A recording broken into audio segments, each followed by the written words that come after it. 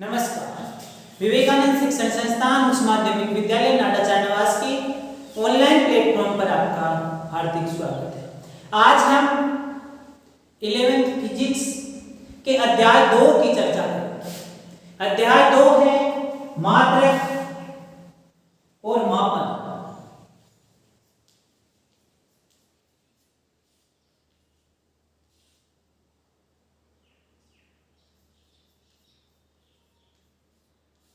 मात्रक एवं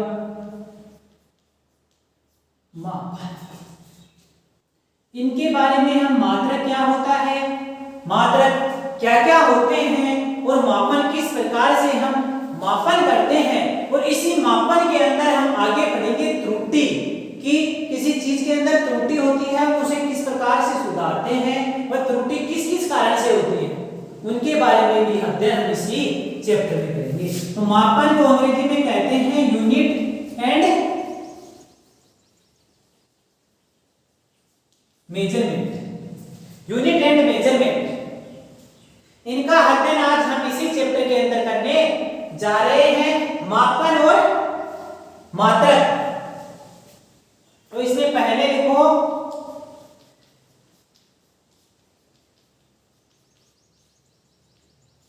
भौतिक राशि, फिजिकल क्वांटिटी। फिजिकल क्वांटिटी, भौतिक राशि क्या होती है? वे राशियां जिनका हम मापन कर सकते हैं वे क्या होती है?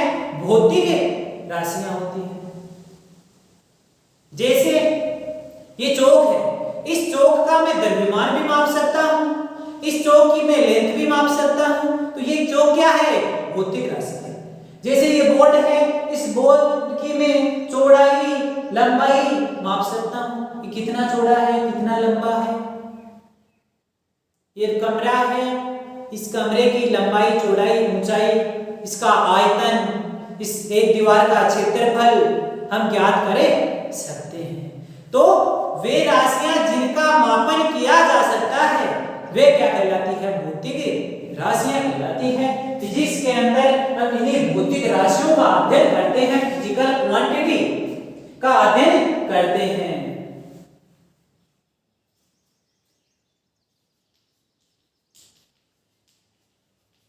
वे राशियां जिनका मापन किया जा सकता है भौतिक राशि कहलाती है। अब इसके हम एग्जांपल लिखेंगे कि भौतिक राशियां कौन कौन सी है। जैसे मैंने बोल दिया कि इस बोर्ड की लंबाई चौड़ाई ज्ञात कर सकते हैं, अरे तो चौड़ाई को मापेंगे किसमें? इस लंबाई को मापेंगे किसमें? चौड़ाई को मापेंगे किसमें? ये दीवार है, इस दीवार का क्षेत्रफल किसमें मापेंगे? लंबाई में, लंबाई के स्क्वायर में। भाई ये लंबाई है, ये लंबाई आपस में गुणा हो जाएगी तो इस दीवार का क्षेत्रफल आ जाएगा। तो लंबाई, इस चौक का द्रव्यमान मापूं मैं, क्या? द्रव्यमान। उसके लिए हम किसका उपयोग करेंगे? किलोग्राम का। वो आगे आएगा मापन में, द्रव्यमान हो गया, लंबाई होगी, द्रव्यमान हो गया,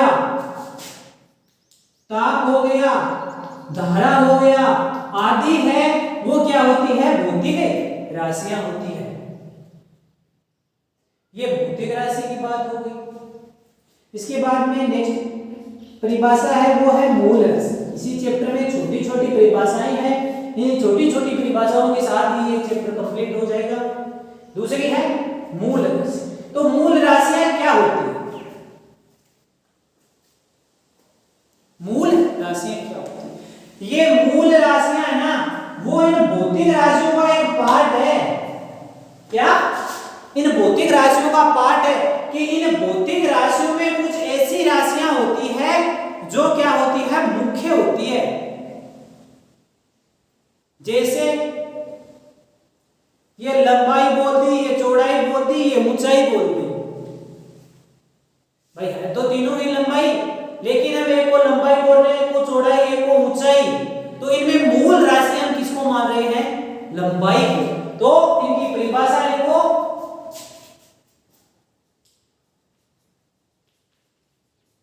वे राशियां जो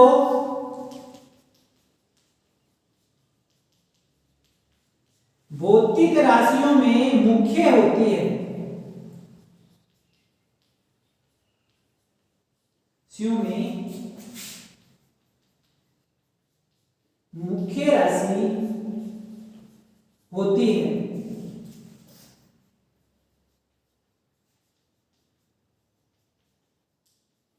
मूल राशियों की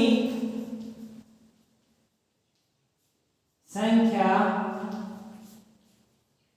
7 होती है। कितनी होती है? 7 होती है।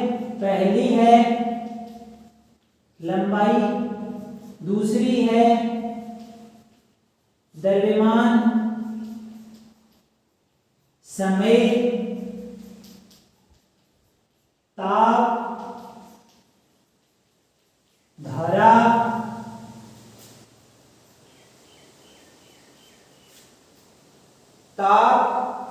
धारा, तीव्रता और पदार्थ की मात्रा। ये 7 राशियां होती है, वे मूल राशियां होती है। ये मूल राशियां है। आप देख सकते हो कि मूल राशियां एक दूसरे से रिलेटेड नहीं होती। लंबाई है, लंबाई का द्रव्यमान से कोई लेना देना नहीं है। ये लंबाई, चौड़ाई, ऊंचाई है, इनका एक दूसरे से लेना देना है। भाई लंबाई, चौड़ाई, ऊंचाई जो समान है, कभी इसको लंबाई कभी इसको चौड़ाई बोल देते हैं, मतलब समान है नहीं, एक दूसरे से रिलेटेड है। लेकिन मूल राशियां होती है ना, वो एक दूसरे से कोई रिलेशन नहीं रखती है। मूल राशियां, इसे लंबाई का धारा से कोई संबंध नहीं है, ताप का द्रव्यमान से संबंध हम आगे निकालेंगे, लेकिन वैसे बेसिकली इनके बीच में कोई संबंध नहीं है, आपस में एक दूसरे से जुड़ी हुई नहीं है। ये हो गई क्या? भौतिक राशि हो गई, मूल राशि हो गई। इसके बाद में हम चर्चा करते हैं किसकी है? मापन की। मापन जैसे हम मापते हैं, लंबाई है, लंबाई को हम किस में मापते हैं? मीटर में मापते हैं। 5 मीटर, 6 मीटर, 10 मीटर, ग्राम। जो द्रव्यमान है उसको किलोग्राम में मापते हैं, ग्राम में मापते हैं। तो मापन क्या होता है? किसी निश्चित मानक से भौतिक राशि की तुलना करना। जैसे 5 किलोग्राम है, इसकी ये 5 क्या है कि 1-1 किलोग्राम को 5 बार लिया गया है, तो हम इसकी तुलना कर रहे हैं 1 किलोग्राम से, किसी निश्चित मानक से तुलना कर रहे हैं। तो मापन क्या होता है? किसी निश्चित मानक से भौतिक राशि की तुलना करना। मापन, मेजरमेंट, किसी निश्चित मानक से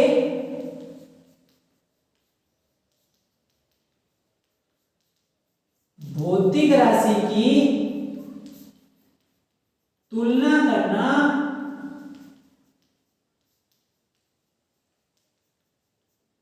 मापन कहलाता है। किसी निश्चित मानक से, किसी निश्चित मानक से किसी भौतिक राशि की तुलना करना क्या कहलाता है? मापन कहलाता है। एक दूसरा शब्द और दिखाई दे रहा है सामने, मात्रक।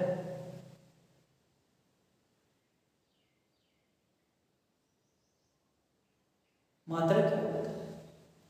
मात्रक कोई चीज है, जैसे ये चौक है, इसका द्रव्यमान मैं माप रहा हूं, तो इसके द्रव्यमान मापन के लिए जो मापन बनाया जाता है, इसके जो द्रव्यमान के मापन के लिए जो मानक काम में ले रहे हैं, उसे ही क्या कहते हैं? हम मात्रक कहते हैं। अर्थात मापन के लिए बनाए गए मानक को मात्रक कहते हैं। जैसे मैं लंबाई 15 मीटर, तो यहाँ ये 15 मीटर, ये मीटर है, ये इसके मापन के लिए मानक बनाया गया है मीटर। भाई लंबाई को मापने के लिए मापने के लिए एक मानक बनाया हुआ है मीटर। इसे ही क्या कहते हैं? मात्रक कहते हैं। तो मात्रक की परिभाषा देखो,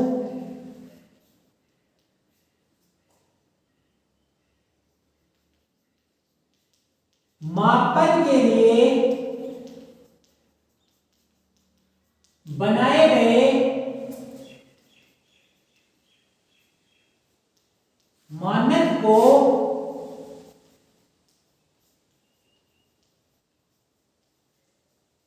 मात्रक कहते हैं। भाई मापन किसी निश्चित मानक से ये इसके मापने के लिए एक निश्चित मानक बनाया गया है ना, कि जैसे दूरी है, दूरी को मापने के लिए मैंने निश्चित मानक बना दिया मीटर, तो इसे क्या कहते हैं? मात्रक कहते हैं। जैसे द्रव्यमान है, इसके लिए हमने निश्चित मानक बना दिया क्या? किलोग्राम। इसे क्या कहते हैं? मात्रक कहते हैं। एग्जांपल लिख लो मात्रक में, जैसे मीटर, किलोग्राम, सेकंड, बहुत सारी आती। तो ये हो गई मात्रक की परिभाषा।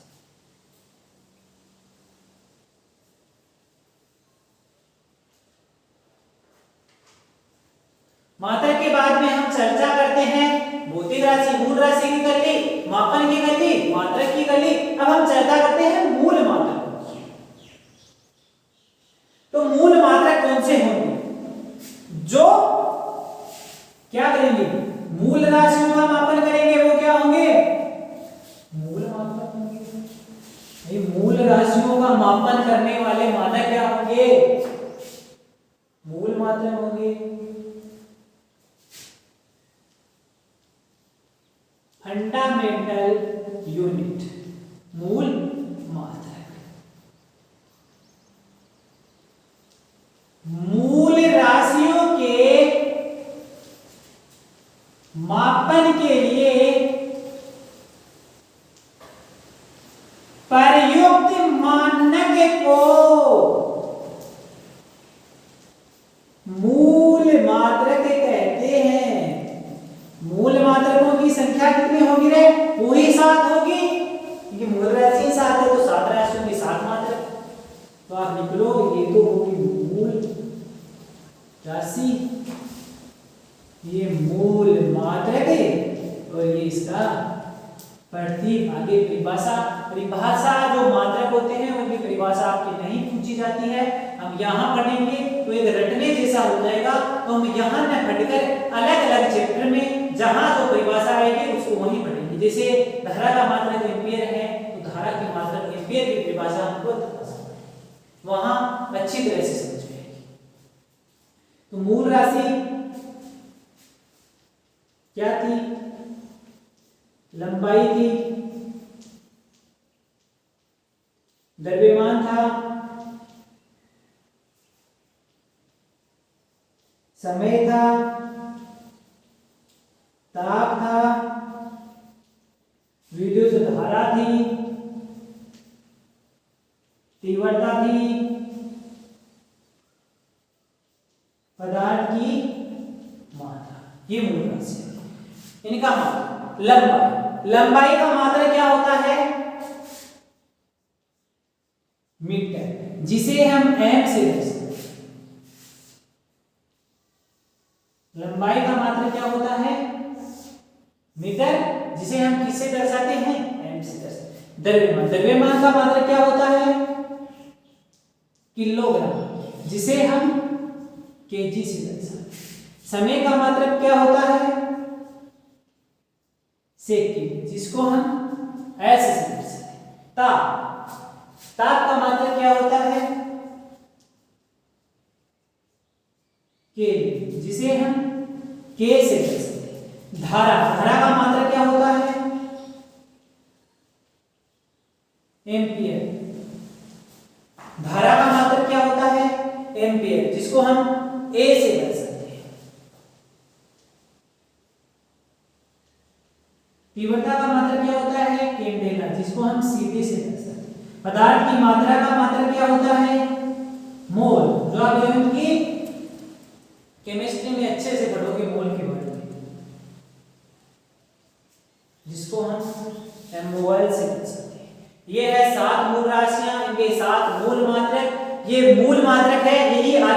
फिर विमा में काम आएगा। जो मूल राशि है ना, इन्हीं को हम मेनली विमा में लेंगे। विमा में केवल इन मूल राशियों की चर्चा होती है। तो ये हो गई मूल मात्रक। इन मूल मात्रकों से काम नहीं चला, इन मूल राशियों से, इसलिए हम दो और ले आए। इनसे काम कैसे नहीं चला?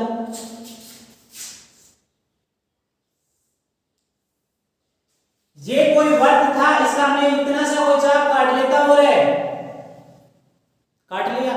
यहां किसी ने कोण पूछ लिया, अपन नामने लगे कि यार ये लंबाई है, लंबाई भी मान लो, ये लंबाई यहां कम थी, यहां बढ़ती गई तो लंबाई बढ़ती गई। चाप निश्चित है, निश्चित काटा हुआ है, लेकिन लंबाई बढ़ रही है, ये काम में आने वाली नहीं है। तो इसके लिए हम लंबाई को प्रयुक्त न करके हमने एक अलग ही काम में ले लिया है, इसे पूरक राशि कहते हैं। कोण पूरक राशि। पूरक राशियां कौन सी होती है? वे राशियां जो मूल राशियों को पूरी करती है, उन राशियों की पूर्ति करती है कि यहां इस मूल राशि से काम नहीं चला, इसलिए कोण को प्रयुक्त करते हैं। एक आप तरबूज काटते होंगे, तरबूज को चेक करते समय, मतलब तरबूज मीठा है कि अंदर से लाल हो रहा है या नहीं हो रहा है, तो उसके लिए हम क्या करेंगे? तरबूज को काटते हैं, ऐसे शेप में हम तरबूज को काटते हैं। तो काटते हैं तो काटने पर निकलेगा किसे? अंदर से। इस प्रकार का शेप आता है।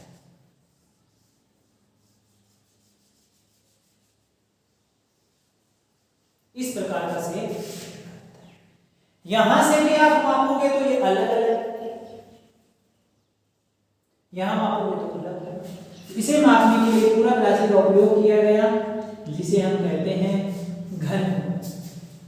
तो आगे लिखो पूरक राशि। मूल राशियों के बाद में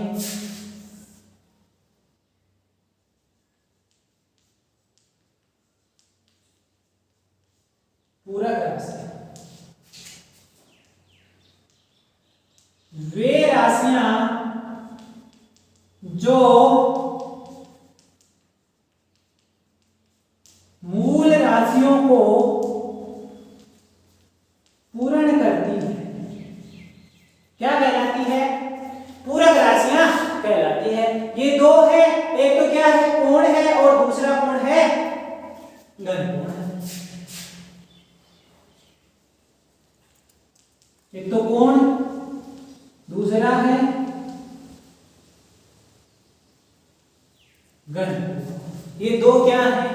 पूरक राशियां हैं। तो पूरक राशियां होंगी तो पूरक क्या होंगे? मात्रक भी होंगे।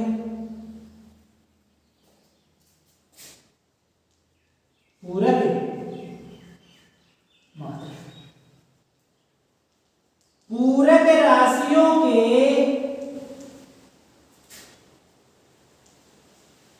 मापन के लिए प्रयुक्त मानक पूरक मात्रक कहलाता है। इनके जो पूरक राशियां हैं, उनको मापन करने के लिए जिन मानकों का उपयोग किया जाता है, वो क्या कहलाते हैं? पूरक मात्रक कहलाते हैं। जैसे कोण, कोण का मात्रक क्या है? रेडियन। और घनकोण, घनकोण को ओमेगा से दर्शाते हैं, कोण को थीटा से दर्शाते हैं। घनकोण का मात्रक क्या है?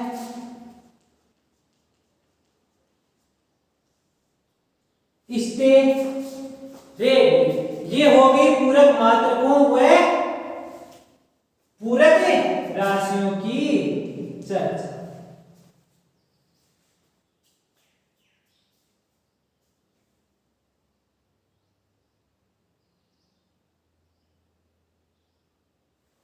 इसके बाद में लिखो व्युत्पन्न राशि। व्युत्पन्न, जैसे वेग है, चाल है, त्वरण है, ये क्या है?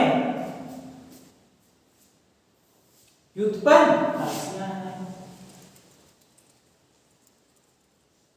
व्युत्पन्न राशि, व्युत्पन्न राशियां कौन सी राशि होती है? ये वो राशियां होती है जिनको प्रयुक्त करने के लिए, जिनको दर्शाने के लिए कम से कम दो मूल राशियों की आवश्यकता होती है। वे राशियां जिनको व्यक्त करने के लिए, वे राशियां जिनको व्यक्त करने के लिए कम से कम दो मूल राशियों की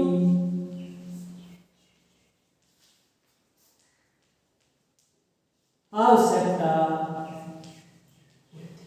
दो मूल राशियों की। एग्जाम्पल के रूप में जैसे मैं ले लेता हूं चाल को, तो चाल को दर्शाने के लिए मुझे दूरी और समय की आवश्यकता होगी, दो की आवश्यकता होगी, कम से कम दो की आवश्यकता।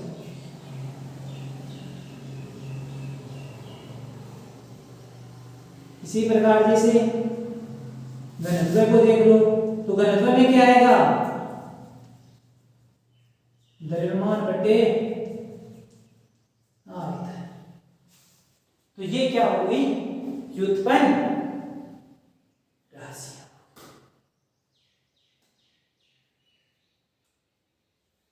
तो आज के लिए इतना ही। नेक्स्ट क्लास में हम इस चैप्टर को कंटिन्यू करते हैं। Thank you.